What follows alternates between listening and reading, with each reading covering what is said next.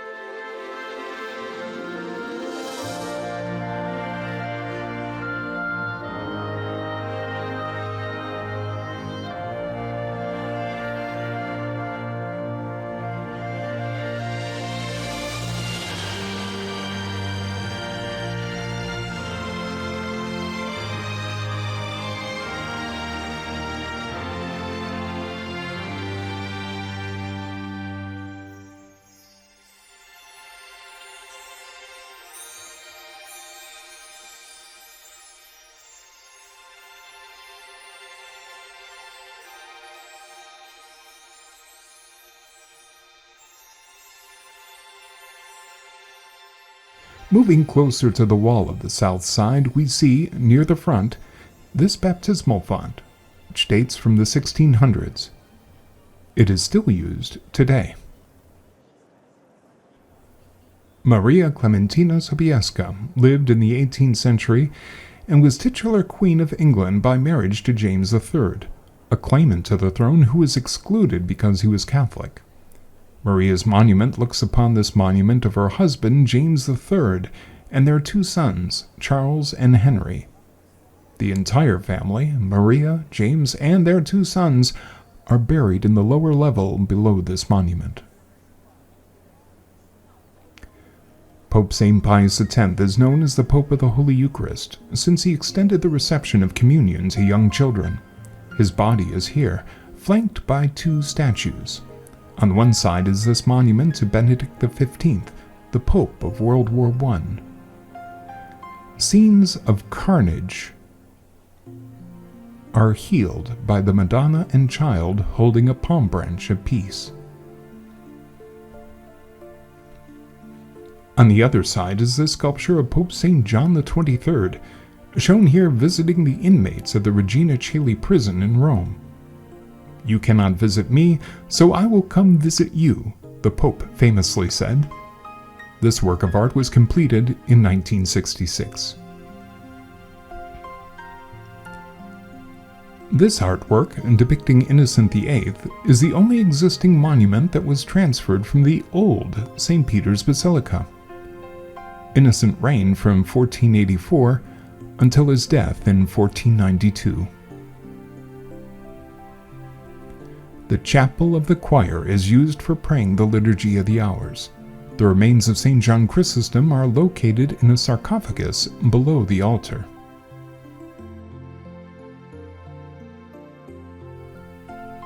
Many more statues and monuments abound. Pope St. Pius X. This great monument to Pope Leo XI, who reigned for only 27 days in 1605. And a monument to Pope Blessed Innocent XI, with figures representing faith and fortitude. Innocent XI himself, his mortal remains, can be seen at this altar of the Transfiguration.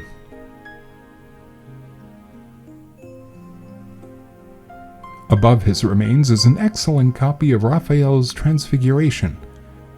The original can be seen in the Vatican museums.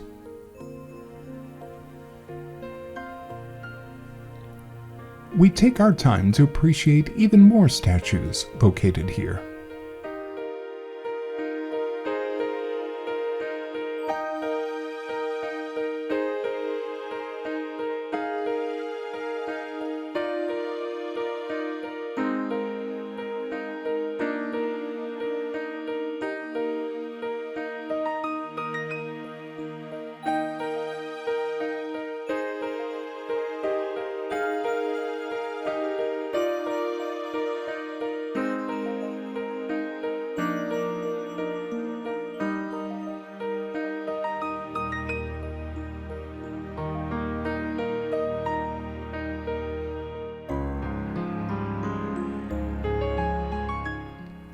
Pope St. Gregory the Great is an important figure in the history of the Church.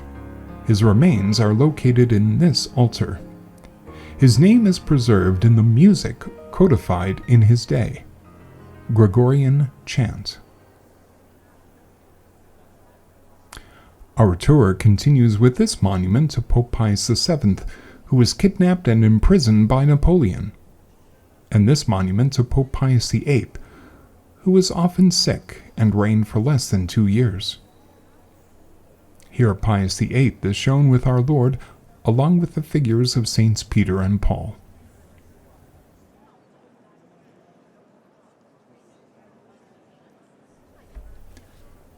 Daily Mass is celebrated at the altar of St. Joseph. The chapel was blessed by Pope St. John XXIII just a few months before his death in 1963.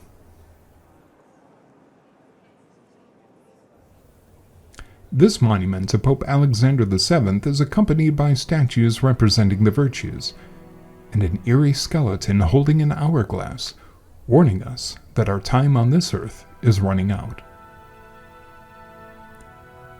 The altar of Pope St. Leo the Great contains the pontiff's remains. Above the altar is a large and spectacular marble relief depicting Pope Leo successfully warding off Attila the Hun in 452. What the Pope actually told the warrior to dissuade him from attacking Rome is not certain, but this relief suggests that heavenly powers, including the intercession of Saints Peter and Paul, had a hand in the proceedings.